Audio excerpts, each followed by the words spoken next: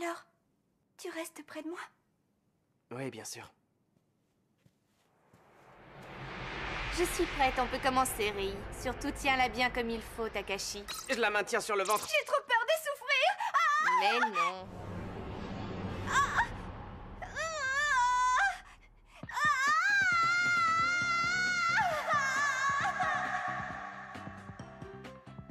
Saeko et moi étions arrivés au manoir Takagi depuis un seul jour. Et ces quelques heures avaient été pour nous la première occasion de nous détendre depuis le début de cet enfer.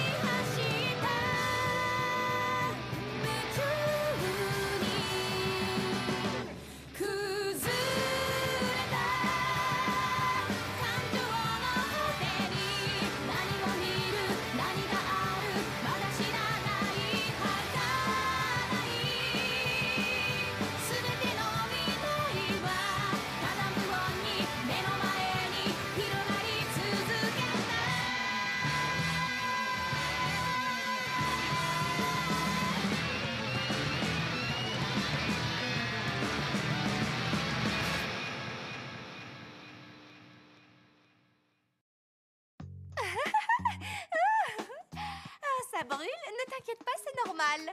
Espèce de traître! Et comment ça? Je l'ai juste aidé à te mettre de l'onguent dans le dos. C'est ce que je te reproche, justement. Mais il fallait t'en mettre, voyons. Réfléchis un peu à la situation. Et alors, qu'est-ce qu'il y a? Je te comprends pas. Il ne s'agissait que de me mettre un peu de pommade, après tout. Tu aurais pu le faire au lieu de demander à Shizuka. Quoi? Laisse-moi, s'il te plaît. Mais enfin, qu'est-ce qui t'arrive? Ce qui m'arrive? Tu m'as fait mal au sein en me bloquant si fort. Je vais me mettre de la pommade dessus moi-même. Sors d'ici! Ok, ok. Toute cette histoire juste pour de la pommade? Fais attention, abruti, ça tombe. Tu marches trop vite. Oh. Attendez, je vais vous aider. Non, c'est pas la peine, Tiga. Ça, c'est le travail des adultes, tu vois. Comment ça, des adultes? Va te détendre avec tes copains. Que je me détende? N'écoute pas trop ce qu'il raconte, ça vaut mieux. Oh! Quoi, qu'y a-t-il? Eh bien, comment dire... Avec ça, tu es vraiment... vraiment très jolie. Avec ça? Non, enfin, avec tout, ne crois pas que j'ai voulu... Mais je crois rien du tout. Tu as le droit de dire ce que tu veux.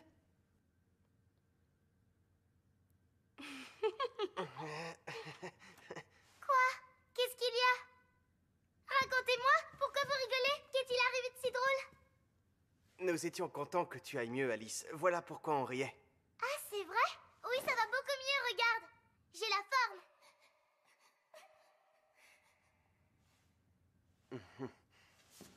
C'est une super nouvelle. Ça va, j'ai compris.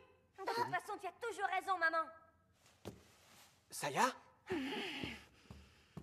Saya, qu'est-ce qui se passe? Non, mais pourquoi est-ce que tu te mêles toujours de tout, toi? Ah, excuse-moi, je voulais juste... Et si tu es réellement un homme, arrête un peu de faire autant de manières. Enfin, c'est pas grave. À l'heure actuelle, tu n'es pas mon problème. Saya, attends... Laisse tomber, je te dis. Non, mais qu'est-ce qu'elle a? Je suis navrée de t'avoir causé du souci.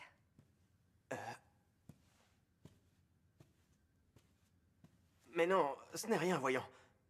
Tu es peut-être habitué. C'est vrai que tu connais Saya depuis la maternelle, après tout. Oui, c'est vrai. Ça fait longtemps. Cet endroit est vraiment extraordinaire. Je savais que vous aviez un grand manoir.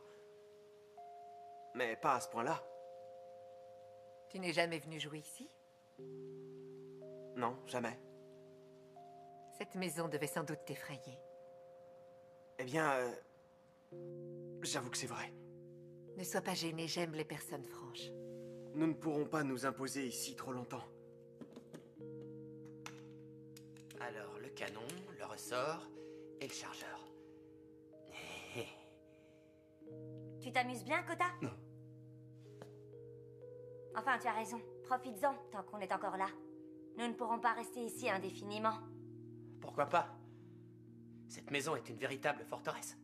Oui, mais l'alimentation en eau et en électricité demande un effort colossal. Tu dois savoir ça, non? C'est ce qu'on apprend en primaire, je crois. Ah oui, et alors?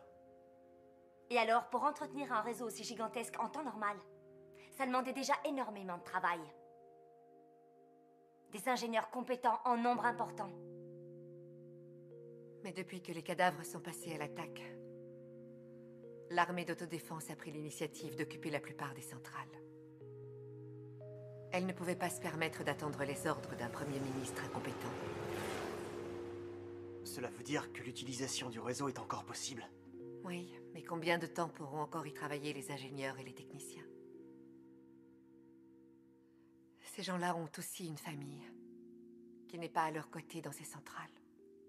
Donc si je comprends bien, le bus qui est là sert à... À aller les chercher. Oui, chercher les familles de ceux qui travaillent ici. Ou plutôt, chercher tous ceux qui seraient déterminés à travailler et survivre avec nous ici. Il faut se regrouper et s'entraider. Dis donc, fiston. C'est une vraie arme que tu manipules là. C'est pas un jouet. Il faut pas s'amuser avec ça. Mais je joue pas. C'est pour lui dire ça que vous êtes venu, Matt? Oh, Mademoiselle Takagi? Non, je venais vous prévenir que nous avons terminé les réparations sur votre véhicule. Il est donc disponible. Très bien. Merci, Matt. Dis donc, c'est vraiment toi la princesse ici. Quelle classe! Je ne suis pas sûre que venant de toi, ce soit vraiment un compliment. Et puis tu veux que je te donne un conseil? Tu devrais cacher ça. Ah bon? Pourquoi il faudrait que je le cache? Tu n'as pas vu comment il a réagi? Il n'y a quasiment que des adultes dans cette maison. Alors, pour eux, nous ne sommes que des gamins, bien sûr. Oh. Nous devons rapidement discuter de tout ça avec Takashi et les autres. J'aimerais qu'elle comprenne. Mais elle n'accepte rien venant de moi. Puis-je te demander une faveur? Me demander de raisonner Saya Tagaki? Mais depuis qu'on se connaît, je n'ai jamais réussi à avoir le dernier mot avec elle.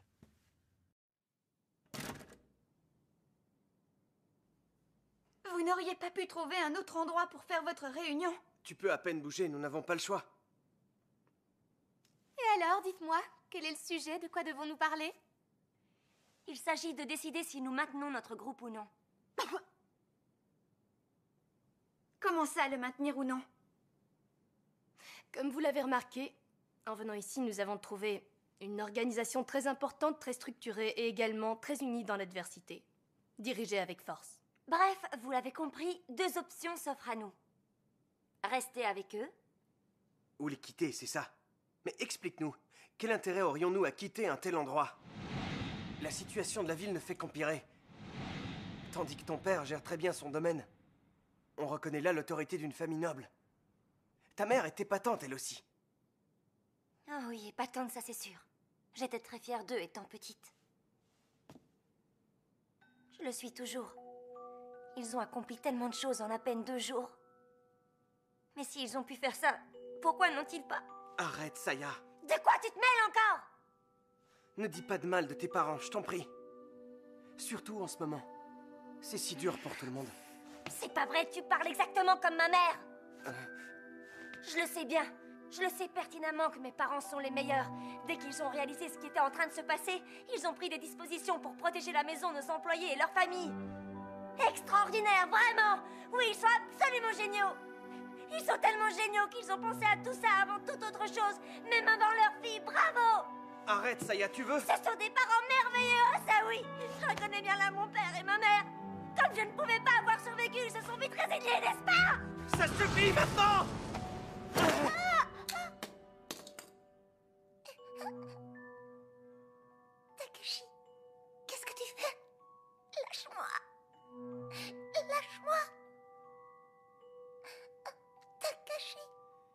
Il n'y a pas que toi dans cette histoire. Il y a nous aussi. Nous sommes tous dans le même pétrin. Tu entends? Et ce n'est même pas vrai parce que toi au moins tu sais que tes parents sont en vie. Tu es la mieux lotie de nous tous. Et tu te plains.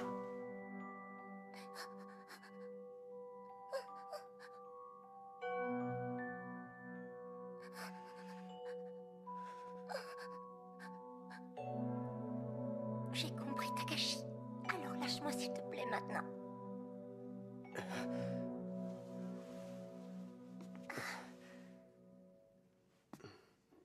Pardon, j'ai eu tort. Oui, je crois en effet. Mais bon, je ne t'en veux pas. Passons plutôt au vif du sujet. Nous devons prendre une décision.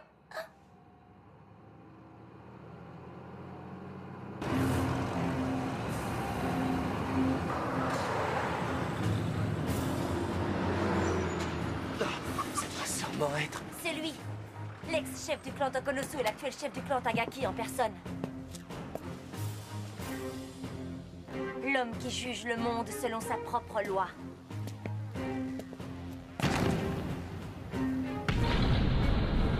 Mon père!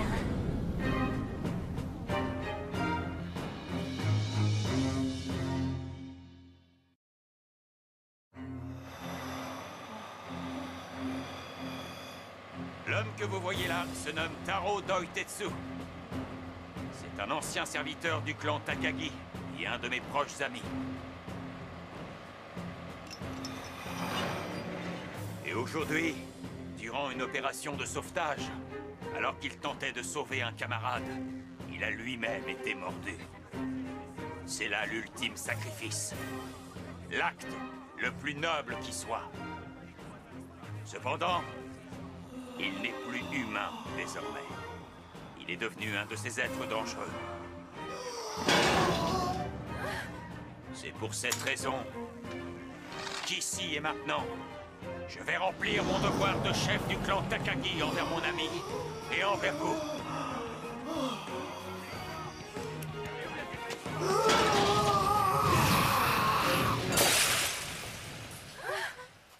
Pardon, mon bébé a fait tomber son biberon.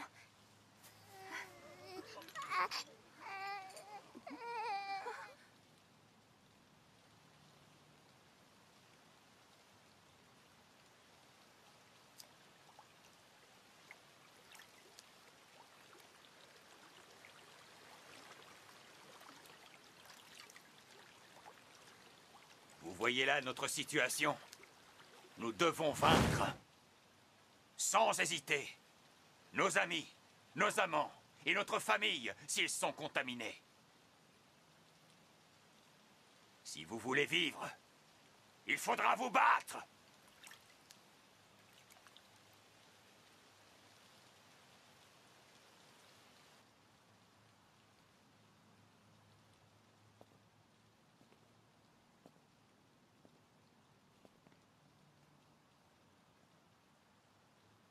Qu'y a-t-il, Kota? Tu es blanc comme un linge. Un sabre n'est pas assez efficace pour cette tâche. Quoi? Qu'est-ce que tu racontes? Ce n'est pas assez efficace, je te dis. Un sabre japonais s'abîme quand il touche un os et devient hors d'usage après avoir tranché le corps de 3 personnes. Ce n'est pas toujours vrai, Kota. Il existe de nombreux paramètres dans la voie du sabre. Le talent du guerrier, la qualité du sabre et la force de la volonté. Si ces 3 éléments sont bien combinés, on peut frapper à volonté sans perdre de puissance. Mais avec du sang sur le sabre, on perd évidemment de la puissance. Kota, arrête de t'inquiéter comme ça. Tu te fais des fausses... Recule, me touche pas. Ne te mêle pas de ça.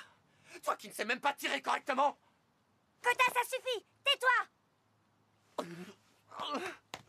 Kota, reviens!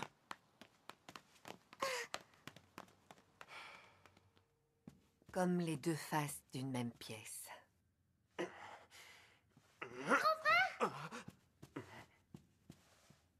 Dis-moi, grand frère, tu t'es disputé avec Kota, n'est-ce pas? Non, pas vraiment. C'est juste... Enfin si, on s'est disputé, c'est vrai. Alors je vais te dire quelque chose d'important. Il faut vite aller faire la paix avec lui. Lui parler et lui demander ce qui ne va pas. Tu es son ami, alors tu dois l'aider. Ah oui, et tu crois que j'en serais capable? Mais Évidemment, tiens. Et puis, n'oublie pas que tout le monde était vraiment sur les nerfs en arrivant ici. On a à peine eu le temps de se reposer. Et ici, la pression se relâche. Tu sais ce qu'on va faire? Je vais aller le voir et lui dire que tu as très envie de lui parler, d'accord? Zeki, tu viens?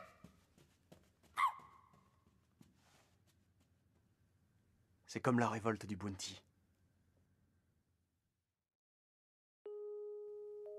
Au collège, en 4e, juste avant les vacances de printemps, vacances que nous attendions avec impatience, le prof d'histoire nous a raconté cette anecdote. En 1788, après un voyage difficile, un bateau anglais arriva à Tahiti dans l'océan Pacifique. Il s'appelait le Bounty. Après être resté 6 mois à Tahiti, le navire reprit le large. Mais 1 mois après le départ, une mutinerie éclata à bord. C'est qu'après s'être détendu à Tahiti, les marins avaient perdu de leur discipline. Ce professeur a comparé nos vacances au séjour des marins à Tahiti et nous autres aux membres de l'équipage du Bounty. Et voilà qu'aujourd'hui ce lieu est un peu notre Tahiti. La pression se relâche et le reste avec. Grand frère! Viens vite avec moi! C'est Kota, il a des ennuis! Vite, allez le voir! Il n'est pas par ici, c'est empoté. Oh.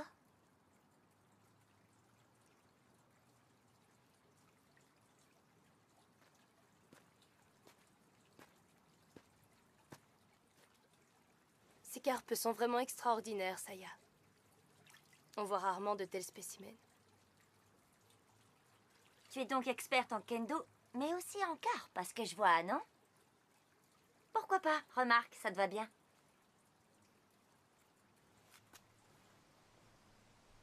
Écoute, Saya. Permets-moi de te dire que...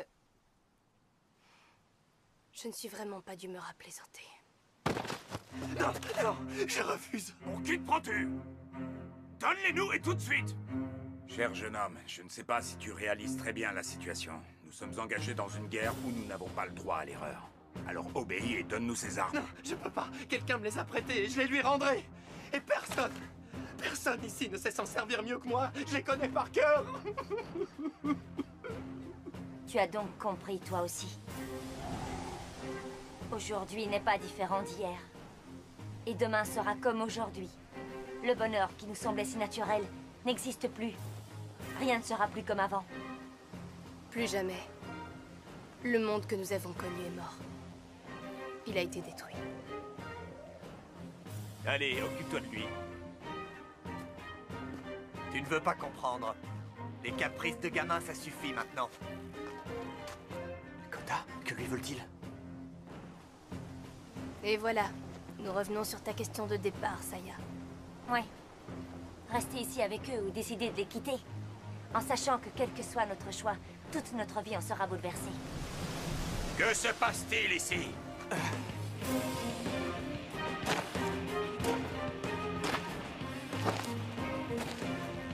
Commandant!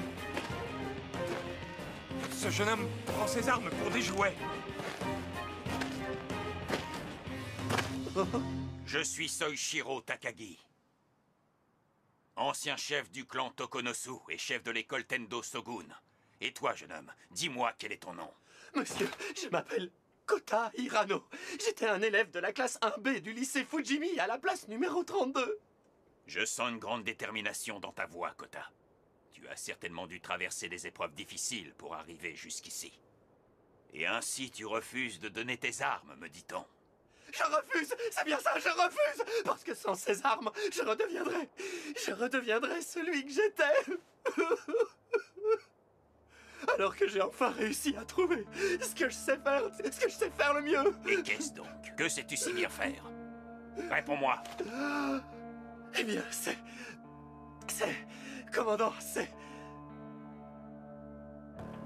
Protégez votre fille!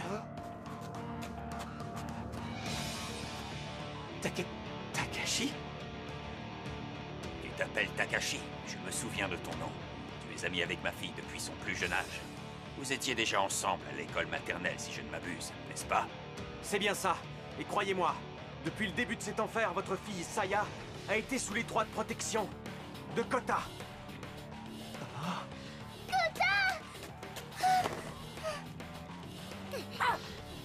J'ai été témoin de sa bravoure, commandant Takagi. Et je peux moi-même en témoigner, papa.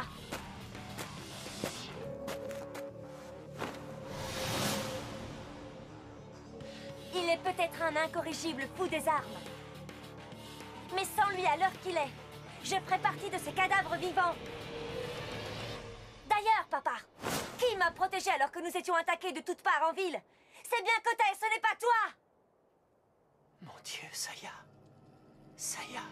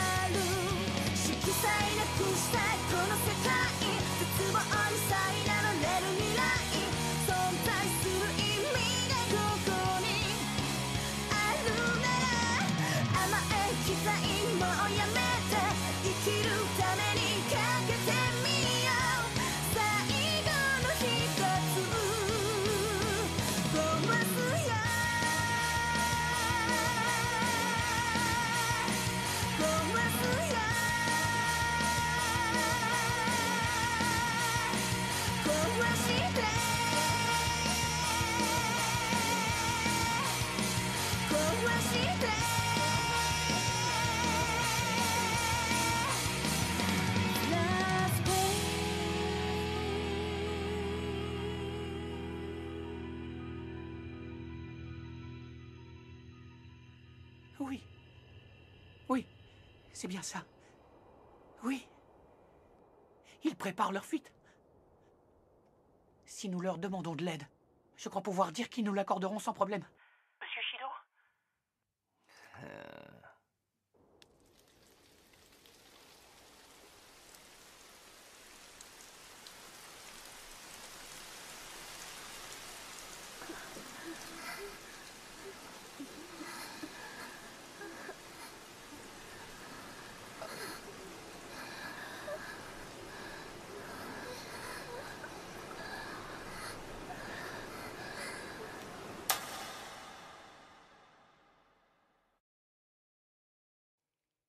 Ne pas nous faire mordre est primordial si nous voulons Je survivre. vais t'apprendre une règle de fille.